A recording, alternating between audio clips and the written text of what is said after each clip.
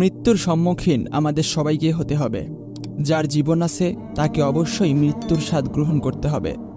মৃত্যু থেকে কেউ পালাতে পারবে না। আপনি যেখানেই থাকেন মৃত্যুবরণ আপনাকে করতেই হবে। মৃত্যুর সময় শয়তান আপনার কাছে আসে এবং আপনাকে আল্লাহর দ্বীনের পথ থেকে বিভ্রান্ত করতে চায়। মৃত্যুর ফিতনা কি তা কি আপনারা জানেন? শয়তান চাই ওই সময় আপনাকে গোমরাহ করতে। এজন্য রাসূল সাল্লাল্লাহু আলাইহি ওয়াসাল্লাম যখন জেনেছেন যে মৃত্যুরও ফিতনা আছে, তখন আমাদেরকে তিনি সাবধান করেছেন।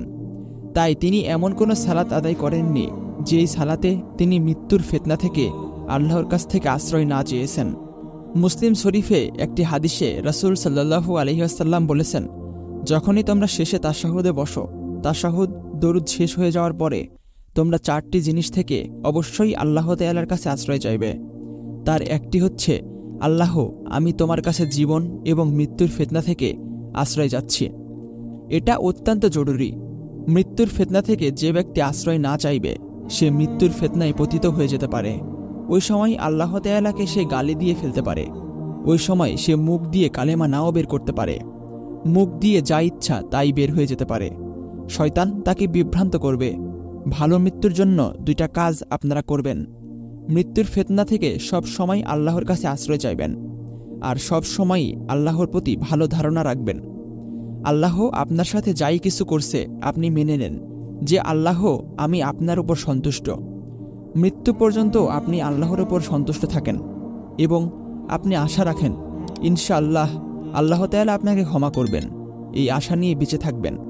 যখন তখন আল্লাহর কাছে ক্ষমা চাইবেন এবং আপনি মরে যাবেন এটাই ভেবে পৃথিবীতে আপনি চলাফেরা করেন।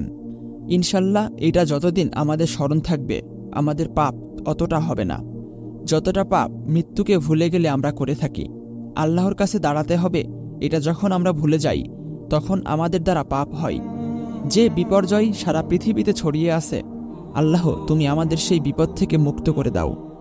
যখনই কোনো ফিতনা আসবে, আল্লাহ সে ফিতনা পতিত হওয়ার আগেই যেন আমরা ঈমান নিয়ে মরতে পারি। আল্লাহ তুমি আমাদের সেই তৌফিক দান করো এবং আল্লাহ তুমি আমাদের গুনাহ খাতাগুলোকে মাফ করে দাও। এবং যারাই আমরা মুসলিম ঘরের সন্তান, আল্লাহ এই ঈমানের উপরে, ইসলামের উপরে যেন আমরা মৃত্যু হয়।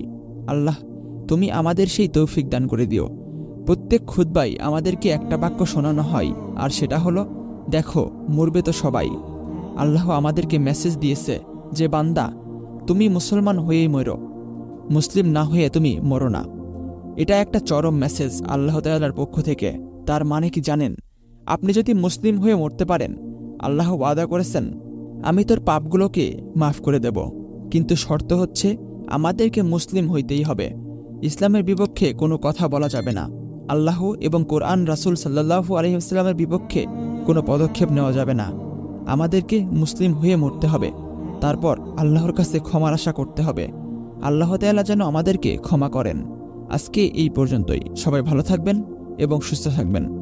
আসসালামু আলাইকুম ওয়া রাহমাতুল্লাহি ওয়া বারাকাতুহু।